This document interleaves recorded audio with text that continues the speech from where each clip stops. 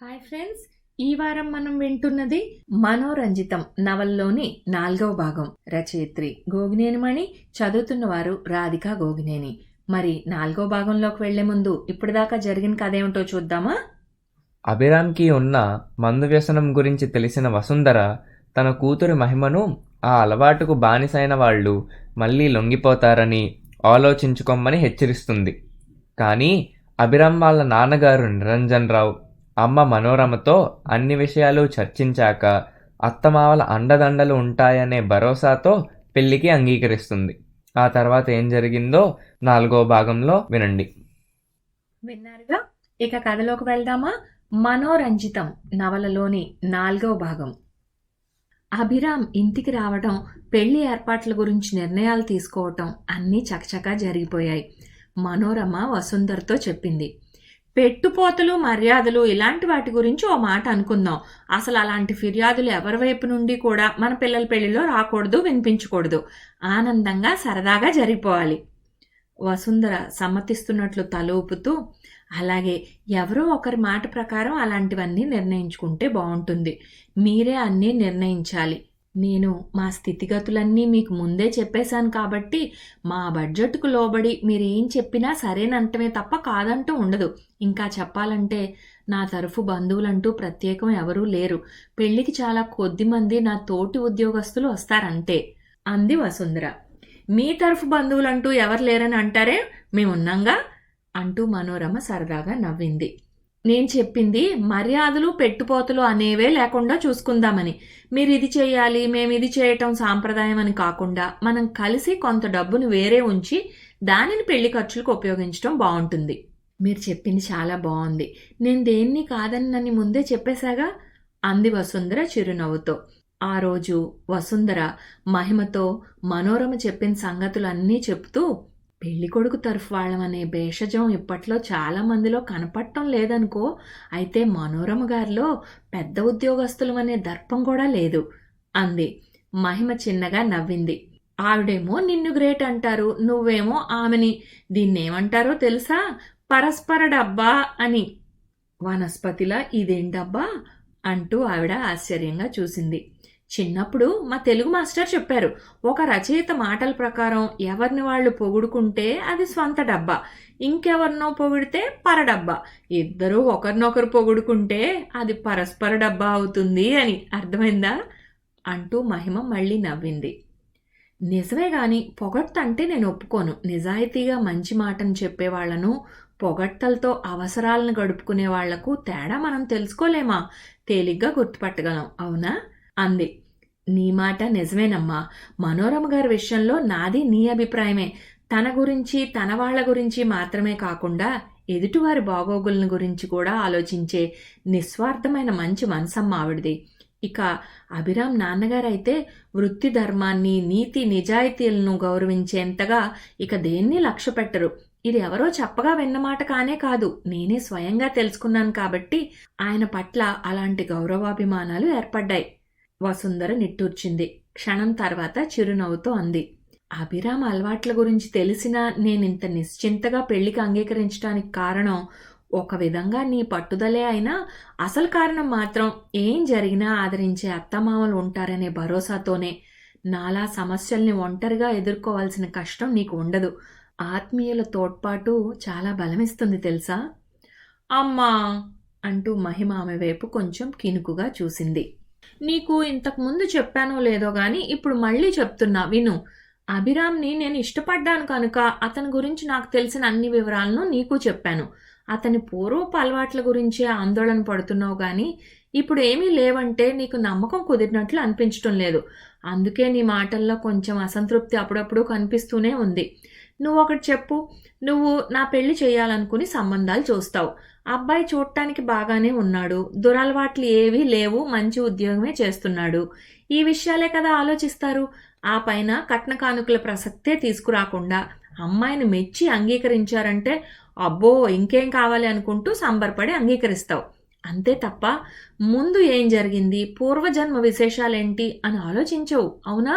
నా ద్వారా కాకుండా వేరే ఎవరి ద్వారానో, అంటే నీకు తెలిసిన వాళ్ళ ద్వారానే ఈ సంబంధం వచ్చిందనుకో, పెళ్లి అయిన తర్వాత అతని ప్రవర్తన ఎలా ఉంటుందో, ఎలాంటి వ్యసనాలు అలవడతాయో గ్యారంటీ ఏం ఉండదు. అలాంటి విషయాల్లో జీవితం బాగుంటుందనే నమ్మకంతో మాత్రమే ముందడుగు వేస్తాం.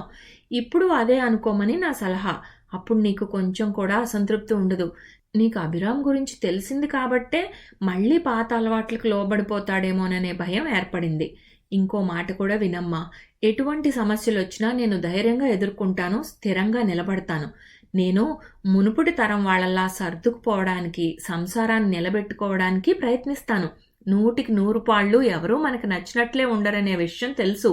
కాకపోతే ఒకరికొకరు కొంచెం అనుగుణంగా మారటానికి ప్రయత్నించాలనే దానికే నేను ప్రాముఖ్యతనిస్తాను. అయితే ఎంత ప్రయత్నించినా సమస్యలు పరిష్కారం కానప్పుడు ఈ జన్మకింతే అనుకోకుండా విముక్తి మార్గంగా విడాకుల గురించి ఆలోచిస్తాను. నాలో ఇలాంటి ఆధునిక మహిళా దృక్పథము ఉంది. నువ్వు ఆనందంగా ఎలాంటి ఆందోళన లేకుండా ఉండేందుకే ఇదంతా నీకు చెప్పవలసి వచ్చింది. మహిమ మాటలకు వసుంధర తలూపుతూ, లేదమ్మా, నాకు ఎలాంటి అసంతృప్తి లేదు, ఆనందంగానే ఉన్నాను. మనసులో ఓ మూల చిన్న బెరుకు ఉన్నా గానీ నీ మాటలతో అది పూర్తిగా పోయింది. నువ్వన్నట్లు నిజమే, భవిష్యత్తు గురించి నమ్మకం పెట్టుకోవడమే గానీ గ్యారంటీ ఏం ఉండదు అంది. అభిరామ్ ప్రయత్నం ఫలించి ఆ ఊళ్ళోనే అతనికి ఉద్యోగం లభించింది. ఒక ప్రైవేట్ కాలేజీలో లెక్చరర్గా జాయిన్ అయ్యాడు. అతని తెలివితేటలు, వాగ్ధాటి ఉపకరించాయి. పెళ్లికి ముందే అతనికి ఉద్యోగం రావడం అందరికీ ఆనందం కలిగించింది. ఉత్సాహంగా ఏర్పాట్లు జరిగిపోయాయి. ఇరువైపుల వాళ్ళది ఒకే ఊరు కావటంతో పనులు కూడా సులువుగా జరిగిపోయాయి. అభిరామ్, మహిమ ఇద్దరూ కలిసి వాళ్లకు కావలసినవి ఇంట్లో వాళ్లకు కొనుగోలు చేశారు. పెద్దవాళ్లకు పనిభారం అన్నదే లేకుండా పెళ్లి పనులను తమ స్నేహ బృందంతో కలిసి చక్కగా పూర్తి చేయగలిగారు. పెళ్లి వేడుక ఆడంబరంగా కాకుండా ఆహుతులందరి మధ్య సందడిగా జరిగింది. మహిమ కొన్నాళ్లు ఉద్యోగ ప్రయత్నం చేయకూడదని నిర్ణయించుకుంది. మనోరమ దానికి సరదాగా నవ్వుతూ, నువ్వు కోరుకున్నట్లే ఈ ఇంటి కోడలు పోస్టు సంపాదించావుగా, ఇక వేరే ఉద్యోగం దేనికిలే అంది. మహిమ తన బట్టలు లాంటివన్నీ సర్దుకుని అభిరామ్ ఇంటికి బయలుదేరే వేళ వసుంధరకు అప్రయత్నంగా కన్నీళ్లు వచ్చాయి.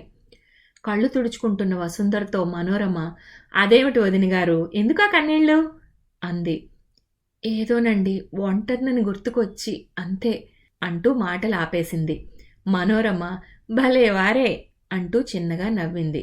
మీ అమ్మాయి మునుపు చదువుకుంటూ కొన్నాళ్ళు దూరంగా వెళ్ళింది. ఇప్పుడు ఉద్యోగం అంటూ దూరంగా వెళ్ళిపోకుండా ఈ ఊళ్ళోనే ఉంటోంది. ఎప్పుడంటే అప్పుడు కలుసుకునే అవకాశం ఉంది. మీకే ఇంకా ఉద్యోగ బాధ్యతలు ఉన్నాయి కాబట్టి ఖాళీ ఉండదు. కానీ అయినా ఇప్పుడు మీకు తోడుగా అమ్మాయి మాత్రమే కాదు, కొత్త బంధంతో అల్లుడు కూడా ఉన్నాడు. ఆ పైన బంధువులం మేమందరం ఉన్నాం, ఏమంటారు అంటూ వసుంధర వైపు ఆప్యాయంగా చూసింది. వసుంధర పెదవులపైకి చిరునవ్వు వచ్చింది. నిజమండి, మీరు వదినగారు అని పిలవగానే నాకు ఎంతో ఆనందంగా అనిపించింది. నన్ను మీరు గారు అనకండి, చనువుగా పేరుతో పిలిచినా నాకు ఇష్టమే. మీ మాటలతో నాకు మనసు నిండిపోయింది. ఇక ఒంటరితనం అన్న మాటే మర్చిపోతాను. మీరందరూ అండగా ఉండగా నాకేం లోటు అంది. అవునండి, మీ కళ్ళ నుండి ఇంకెప్పుడు కన్నీళ్ళు అన్నవే రాకూడదు, ఆనంద బాష్పాలే గాని అభిరామ్ సరదాగా అన్నాడు నవ్వు మొహంతో. ఆ మాటలకు వసుంధర మొహం మతాబులా వెలిగిపోయింది. ఆనందంగా చూసింది అల్లుడి వైపు.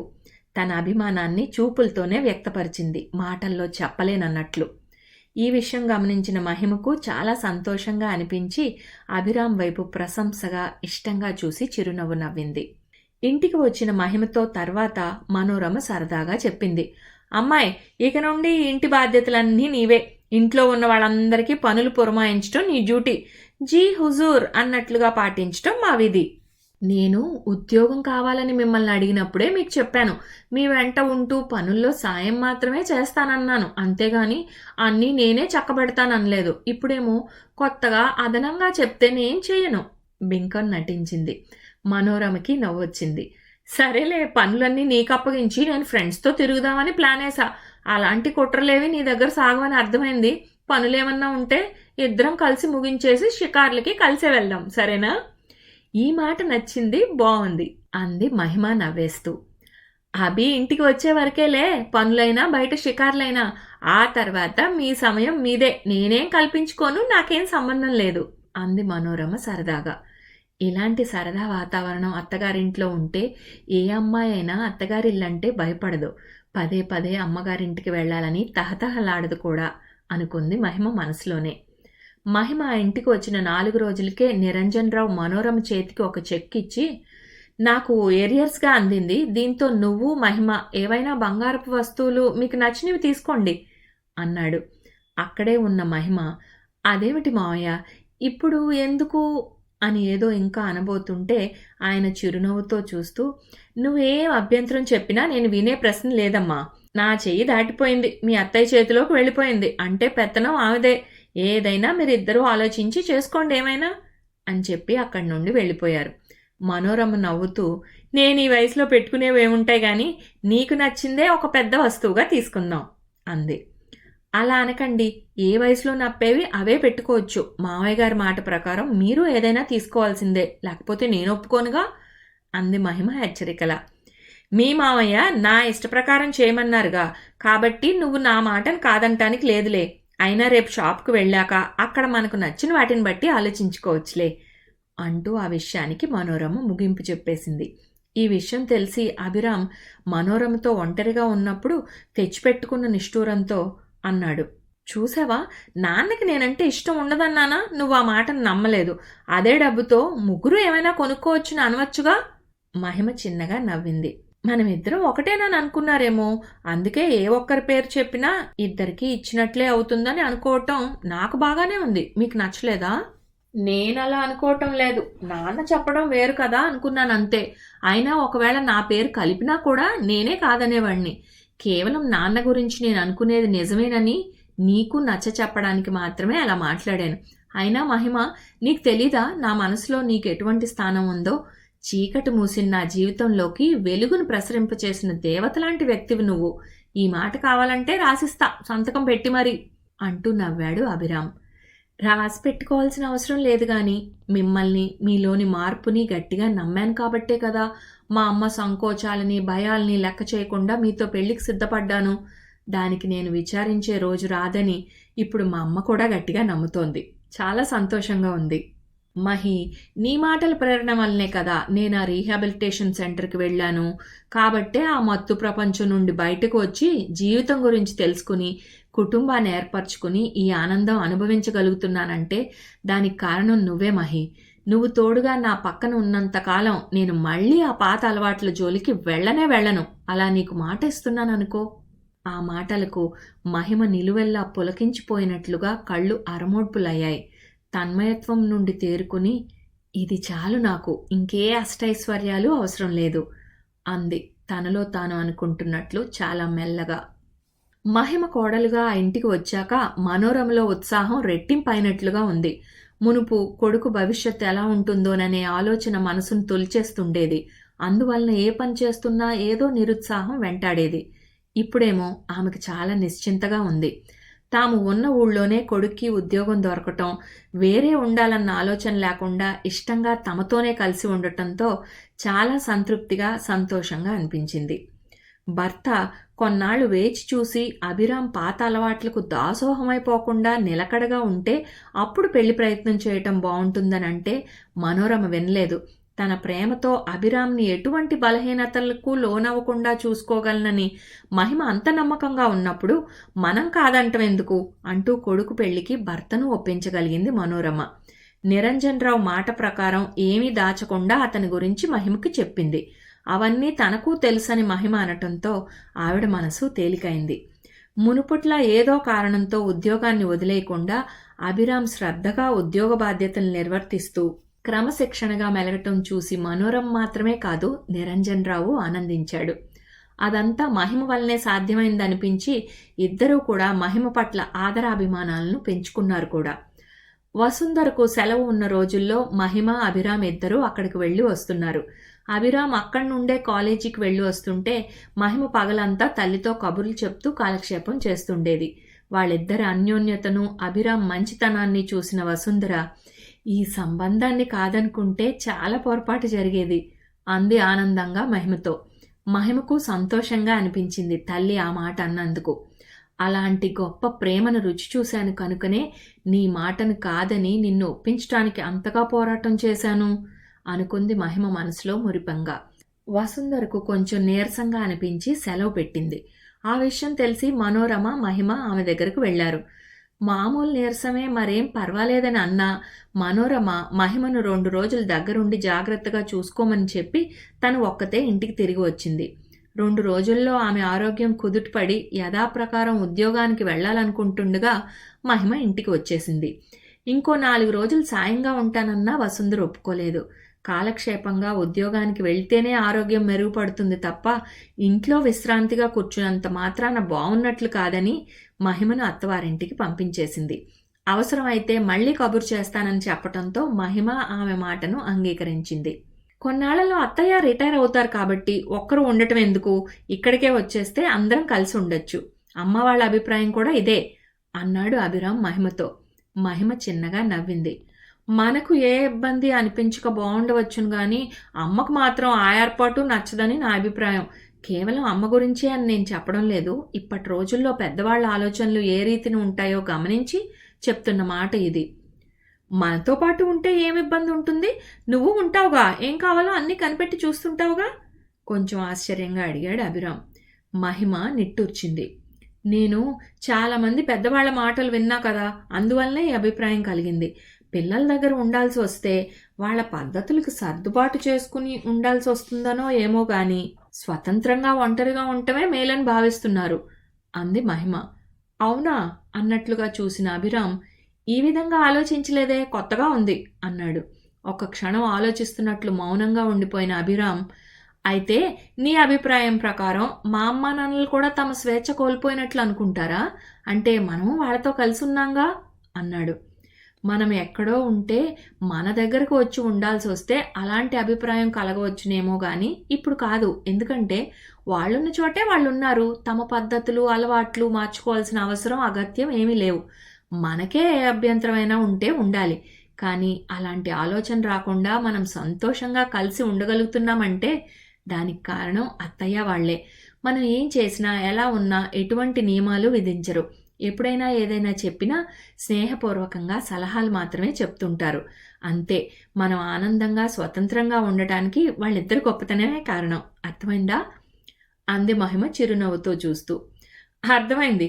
నువ్వు నా గురించి ఏం తెలుసుకున్నావో తెలియదు కానీ అత్తమామల గురించి బాగా అర్థం చేసుకోగలిగావని. ఇంట్లో మీ ముగ్గురు ఒక జట్టుగా మారి నన్ను ఒంటరివాడిని చేయరు కదా. అభిరామ్ భయం నటిస్తూ మహిమ చేయి పట్టుకుని అల్లరిగా అన్నాడు.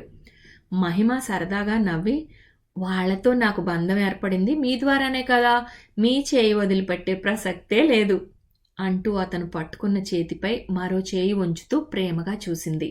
2 రోజుల తర్వాత అభిరామ్ తీరిగ్గా ఏదో పుస్తకం తిరగేస్తున్నప్పుడు మహిమ వచ్చి పక్కనే కూర్చుని, మీతో ఒక మాట చెప్పాలి అంది. కొంచెంగా తల వంచుకుని సంకోచంగా చెప్పిన ఆ మాటలకు అభిరామ్ ఆశ్చర్యాన్ని చూపిస్తూ, అదేమిటో చెప్పకుండా ఇలా ఉపోద్ఘాతం దేనికి అన్నాడు. ఇంతటితో 4వ భాగం సమాప్తం. వచ్చే వారం 5వ భాగంతో కలుద్దాం.